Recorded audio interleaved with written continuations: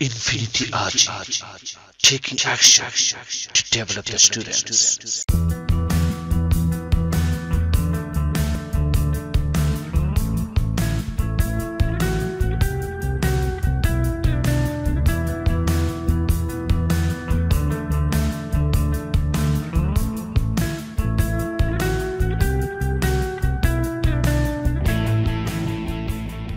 Assalamualaikum.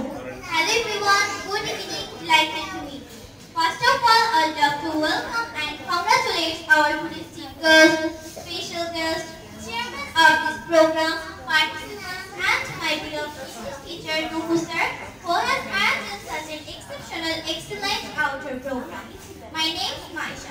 I read in class 6. My father's name is Farhan Hussain and she is a businessman. My mother's name is Shamsuna Hashima and she is also a businesswoman. Two sisters and one brother. I like honesty, but I don't like dishonesty. I want to be a doctor in future. You all know English is an international language. It's also an important language.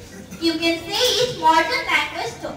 I'm learning this spoken English language course at Western Academy. And here I found my beloved English teacher, Nuhu sir, who always tries to help us at English as well.